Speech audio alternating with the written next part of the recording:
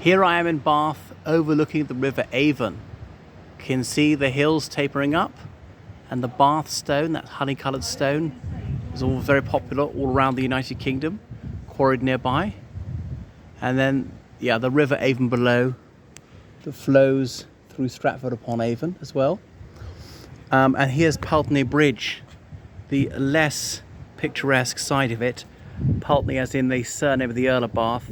And look here, for extra capacity of the water to flow through in the case of a flood, but it's been shut. Right, so a very fine, largely 18th century city, and even the things built in the 20th century, they tried to make sure that they were in keeping with the vernacular architectural style.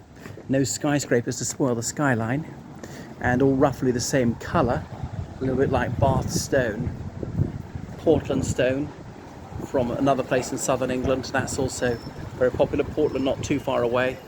So here we are in the county of Somerset, which derives its name from Somerton.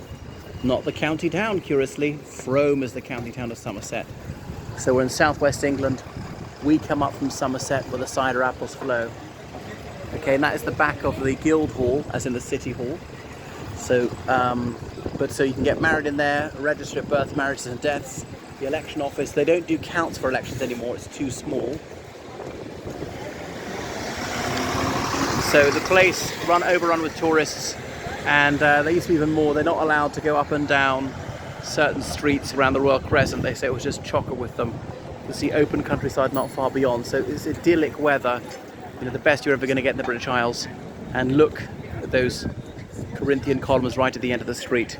Actually, I'll cross over, and that is Poultney Bridge they're on there, built to resemble Il Ponte Vecchio di Firenze.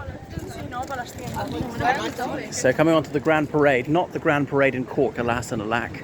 So here's Poultney Bridge, put up in 1769. Robert Adam, the celebrated North British architect, designed it. And there you go. And then there's the little boat, Sir William Poultney. Didn't even know they did boat cruises around here. This is as far as it can go because of the weir. And there's a tea room just there. So, what a pleasance. A delightful vista they have. And here are the lot of seagulls. We're not even that close to the sea. I suppose Bristol is only about 15 miles further west. And that is a fairly big city of like almost 500,000 people. A seaport. And look at this 8 there in the midst of the flood. So very green river, but I'm told not actually that deep. You can just about see the rocks beneath it. So I'm always mindful when I watch these things later, I don't look for long enough at one thing. I keep changing angle. It's quite annoying because the viewer wants to see, what am I looking at? I stop moving. Give me more time to take in what I'm actually looking at.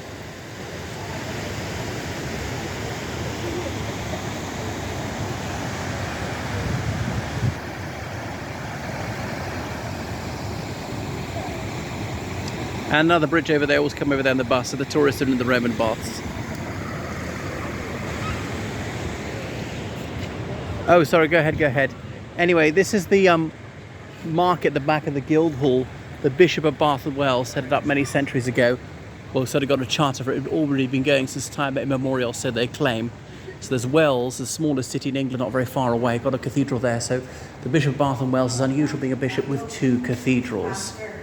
So in 1371 the charter was granted. It was held on Wednesdays and Saturdays initially. Now it's every day. It's not on the weekends, I don't think. It was here on a Sunday, it wasn't open.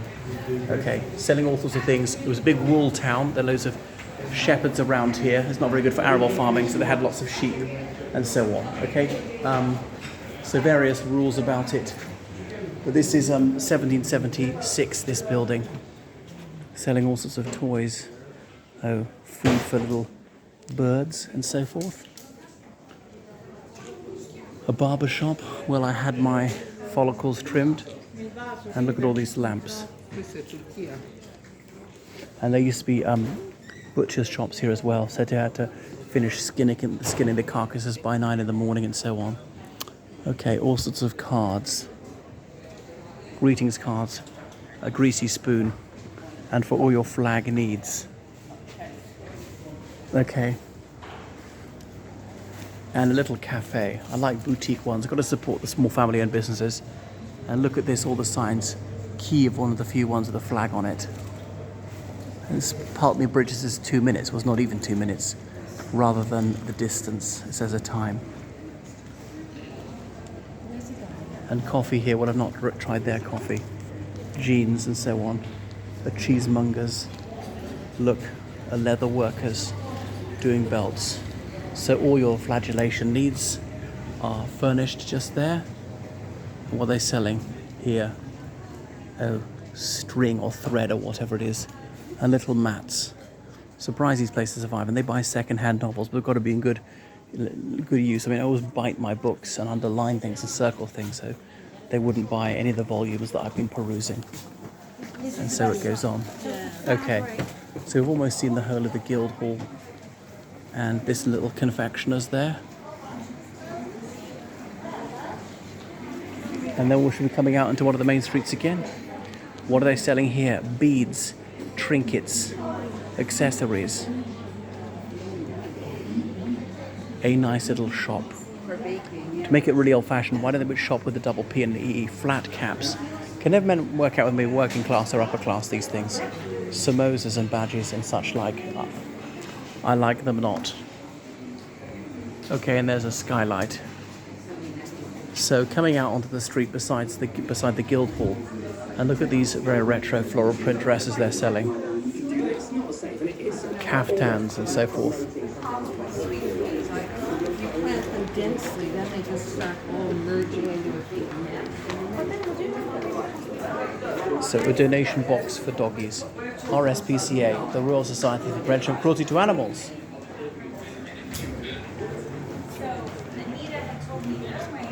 All you got to do is have an hour for break or something. And that's one entrance to it. It's got at least 3 entrances. Or exits, depending on which way you look at it. And here we are, out onto the street. Not too fast. That is Bath Guildhall Bath Guildhall Market.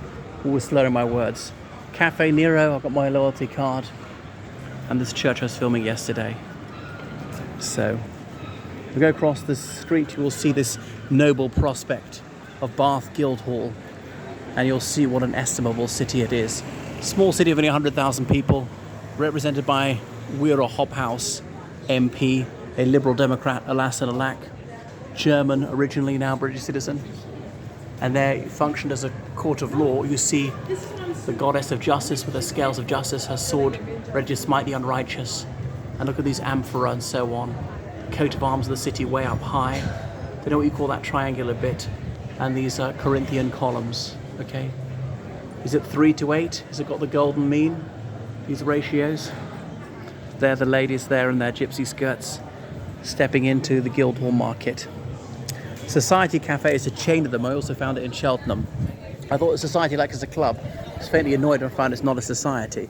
It's society in the sense of for the public, anyone's allowed in. And there's Bath Abbey, actually a cathedral, Bath Abbey.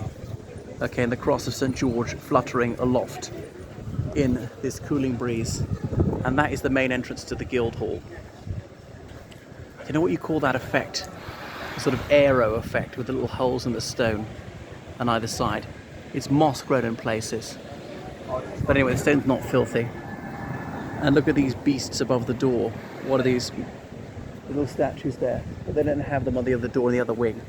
These are extensions on either side. Okay, that's enough. So goodbye to everybody from Bath. I hope you enjoyed a whistle-stop tour, overlapping with some of what I filmed a Sunday. So this is just the Guildhall area on the High Street. So the main shopping street in Ireland or Great Britain is called High Street. I know in the United States it will be called Main Street. Bath Rugby Club, 1865. So just after 1863 when the rules of rugby football were drawn up. Okay, I'll switch it off now.